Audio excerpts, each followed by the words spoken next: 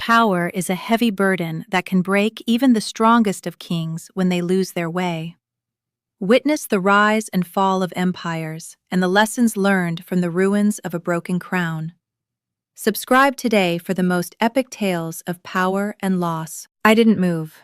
I just sat there with my hands folded in my lap, watching the candlelight flicker across to 23 faces, and I made a decision that would change everything. But let me start from the beginning. My name is Rachel. I'm 31 years old. I own a small but growing interior design consultancy. I have a rescue dog named Biscuit who sleeps on my feet every night, and for most of my adult life, I believed that the people who were supposed to love me the most simply didn't see me. Not really. I was the second daughter in a family that ran on achievement, the way other families run on love. My older sister, Diana, had been the family's North Star since the day she was born. She was the one my mother pointed to at dinner parties. She was the name my father dropped into conversations with his colleagues. Diana went to Georgetown. Diana clerked for a federal judge. Diana married a man named Philip, who wore cufflinks to casual brunches and never once offered to help with the dishes. And I was the one who, at family gatherings, got asked to help carry things from the car. I want to be careful here, because I know that some of you watching this have stories far worse than mine. My parents weren't cruel people. They weren't monsters. They were just people who had decided, sometime around my 7th birthday, that Diana was the investment, and I was the afterthought. They never said it out loud. They never had to. I felt it in the way my mother would call Diana first, whenever anything happened, a promotion, a health scare, a recipe she wanted to share. I felt it in the way my father would nod slowly when I talked about my work, the way you nod at a child explaining the rules of an imaginary game. Patient, indulgent, not quite listening. I had spent my 20s trying to close that distance.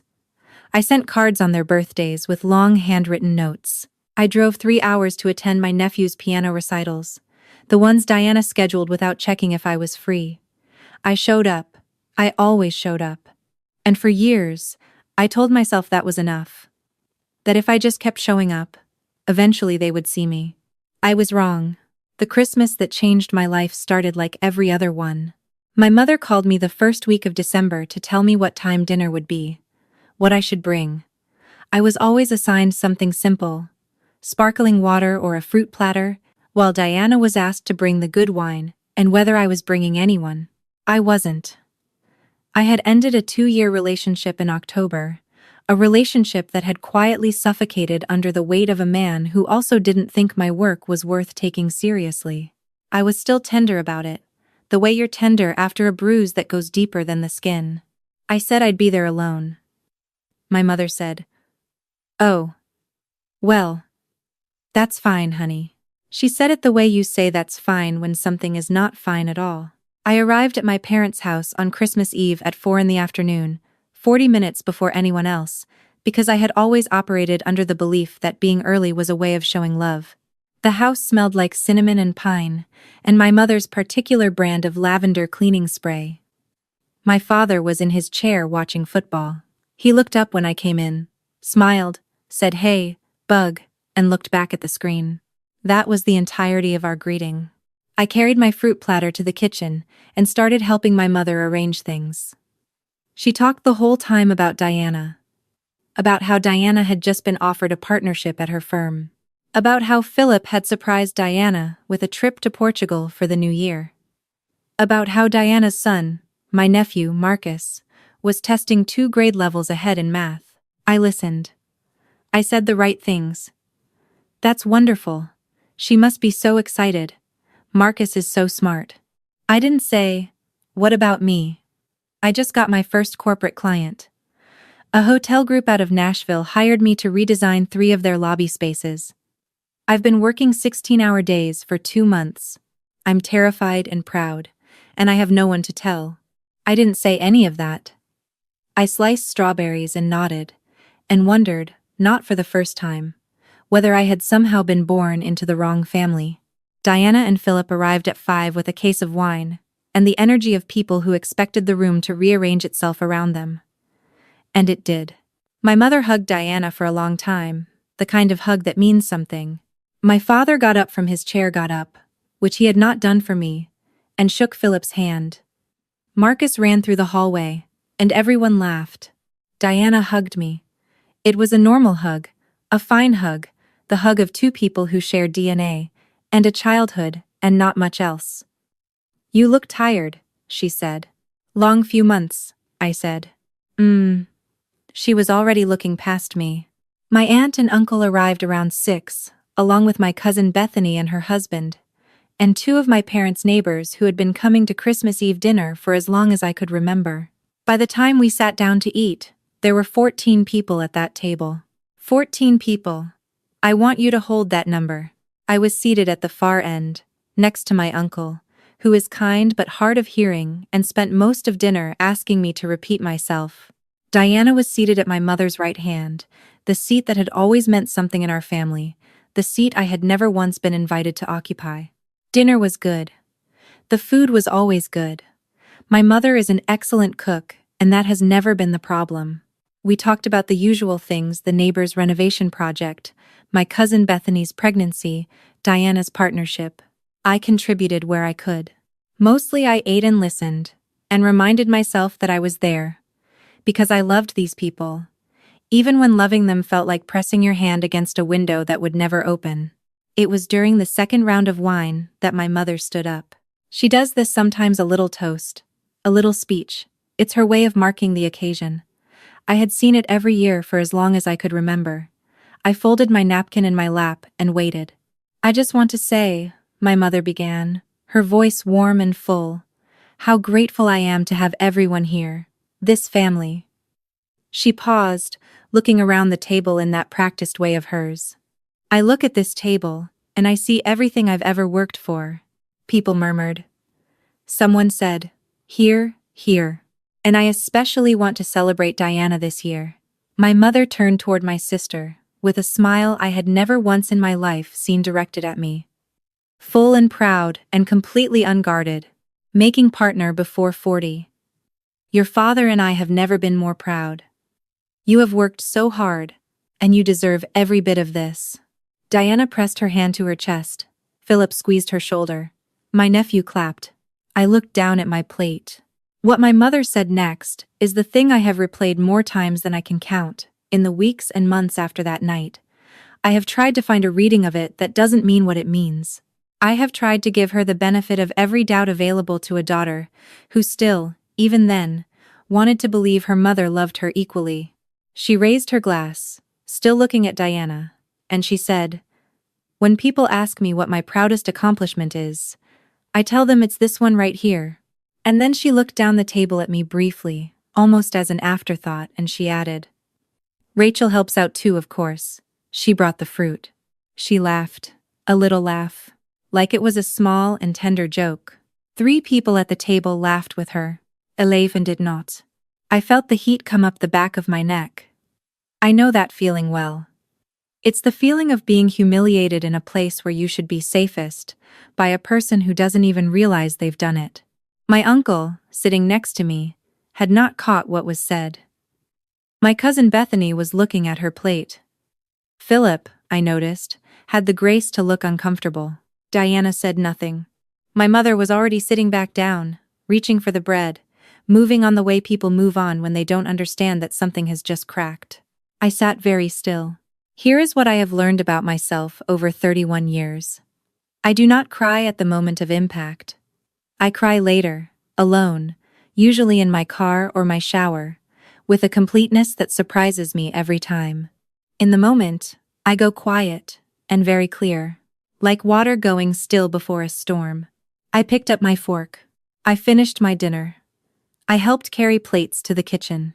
I said thank you and I love you and drive safe to the appropriate people. And I got in my car, and I drove 40 minutes back to my apartment, and I sat in my parking garage for 20 minutes, without turning off the engine, and I thought about what I was going to do with this. Because I was done. I want to say that clearly, because I think some of you will understand what I mean.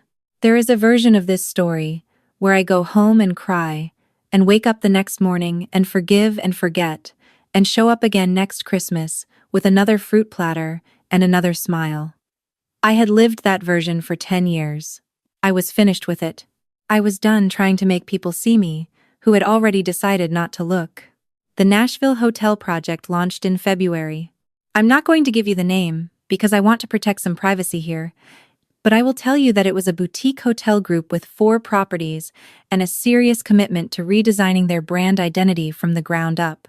It was, by any measure, the biggest project I had ever taken on. I had pitched them in October, 2 weeks after my breakup, half convinced I was too emotionally wrecked to pull it off. They hired me anyway. I worked harder than I have ever worked. I spent 3 weeks in Nashville over the course of the winter, meeting with their team, sourcing materials, making the kind of decisions that keep you up at night because they cost real money and they're permanent. My lead installer, a woman named Gloria who had been doing this work for 20 years, told me in March that I had the best eye she had ever worked with. I saved that text message. I didn't tell my family. Not my mother, not my father, not Diana. I had stopped sharing things with them sometime in January. Quietly and without announcement, the way you stop watering a plant you've decided to let go. The project wrapped in April.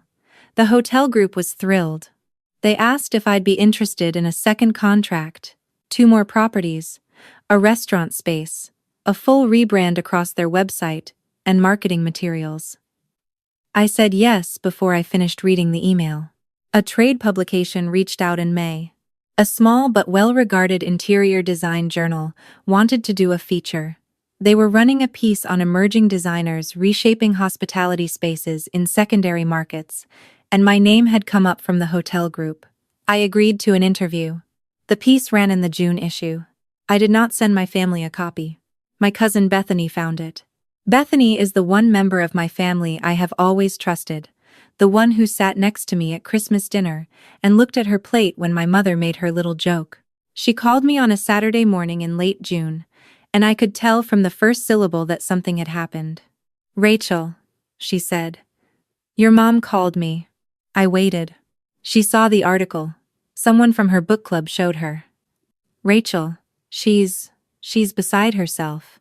"Beside herself how?" I said. I was making coffee. I kept making it. She didn't know. She's saying she didn't know how big the Nashville project was. She's saying you never told her. I didn't, I said. À silence. She wants you to come to dinner, Bethany said. She said to tell you it would just be family. I thought about the fruit platter. I thought about Rachel helps out too, of course. I thought about 10 years of arriving early and leaving late and sending cards and showing up and being seen as the one who carries things from the car. Okay, I said. I'll come.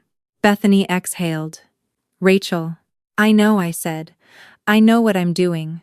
The dinner was on a Sunday. I wore a green dress I had bought in Nashville. A good dress, the kind of dress you wear when you want to feel like yourself. I drove the 3 hours. I arrived on time, not early, for the first time in my life. Just exactly on time, and when I walked in, I could feel the recalibration happening in real time. My mother looked at me differently. Not with the warmth I had spent my life chasing. Not yet, but with something new. Something that looked, tentatively, like the beginning of recognition. My father hugged me in the hallway. A real hug, longer than usual. Diana was there with Philip and Marcus. She gave me a look I couldn't fully read, when I walked in something between defensive and ashamed, which is a combination I had never seen on her face before. We sat down to dinner. Roast chicken, the same one my mother had made every Sunday of my childhood. I had missed it, I realized. I had missed the smell of it. My mother started talking before we even finished the salad. I want to say something, she said, and the table went quiet, in a way it only goes quiet when the person speaking is nervous. My mother is never nervous. I owe you an apology, Rachel. I looked at her. I didn't say anything. I've been thinking since June. Since Miriam showed me that article, and I've been thinking about Christmas. And about a lot of things. She stopped. My mother is not a woman who cries easily. Her eyes were wet. I don't think I've been fair to you. I don't think I've seen you clearly. And I'm sorry. The table was quiet.